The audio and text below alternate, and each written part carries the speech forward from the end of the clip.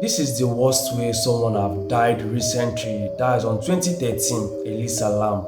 The mystery of the Cecil Hotel. In January 2013, Elisa Lam, a bright aspiring student from Vancouver, Canada, traveled to Los Angeles for a solo vacation.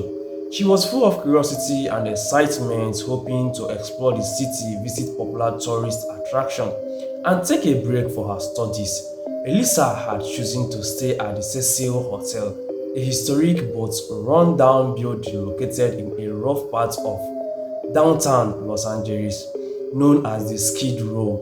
The hotel had a dark reputation, having been home for various criminals, murderers, suicide, people committed suicide, plenty on that same hotel over the decade. But to Elisa, it was just a cheap place to stay for a few nights. For the first few days of her trip, Elisa kept in touch with her family, calling them daily to update them on her adventures. However, on January 31st, her family became alarmed when they didn't hear from her. They didn't receive any call, any text from Elisa. So she hadn't checked out on the hotel as scheduled, and her phone calls went unanswered. Concerned, her parents contacted the Los Angeles Police Department, that is the LAPD, and a missing person investigation was launched. Sometimes the police was wrong. Elisa Lam had vanished without a trace. The elevator video, the LAPD called the hotel and interviewed staff, but no one had seen Elisa after January 31st. Then on February 13, nearly 2 weeks after her disappearance, the police released a chilling piece of evidence. That is, they released a surveillance video taken from one of the hotel's elevators on the day Elisa went missing. Let me tell you the full story now. The video, which soon went viral, showed Elisa behaving in a disturbingly erratic manner. She was behaving unwell, yes. So, the elevator pressed several buttons, but the doors remained open. What this one said is that they saw a video of Elisa entering the elevator, pressing many buttons, but none of the buttons responded. It's just like the elevator was stuck. Yeah, she couldn't operate anything from there, or sometimes that wasn't visible on the camera. It was like something was chasing her, but the stuff chasing her wasn't visible on the camera. She returned the elevator, crouched down, and then exited again. Eventually, the doors closed without Elisa, and she was never seen alive again. That was the first time they saw the video, and that was the last time they saw Elisa alive. The footage was unsettling to say the least. Theories ranged from the idea that Elisa was under the influence of drugs to the possibility that she was experiencing a psychotic episode.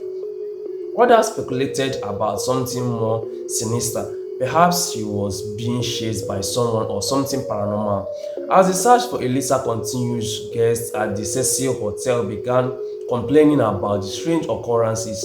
Some reported that the water pressure in their rooms was unusually low, while others said that the water from the taps had a strange taste and a dark discolored appearance.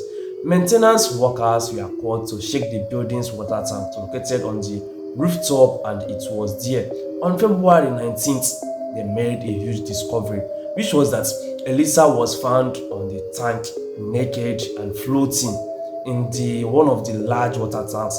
Her clothes, which were the same ones seen in the elevator video, were discovered at the bottom of the tank, and the tank that Elisa fell into was very secure that no one could ever break it into it alone. And Elisa, being a lady, can't operate or open the tank. Talk more of her falling inside. So discovery of Elisa's body raised more questions than it answered. An autopsy was conducted, but the results were inclusive. There was no signs of physical trauma, no evidence of foul play, and toxicology tests shows no trace of alcohol. And however, the autopsy did reveal that Elisa had been taking medications for bipolar disorder, which led investigators to consider the possibility that she had suffered a mental health crisis. But even with the explanation, many aspects of the case didn't make sense. How had Elisa accessed the rooftop, which was locked and alarmed?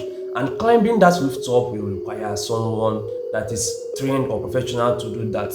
But the police eventually ruled Elisa's death an accidental drowning, suggesting that she had climbed into the water tank on her own while in a state of mental confusion.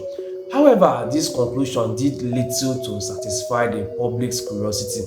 The circumstances of her death were too bizarre, too mysterious, and too unsettling. And since that day, Elisa's death haven't been known. So, don't forget to hit the subscribe button and see you in the next video.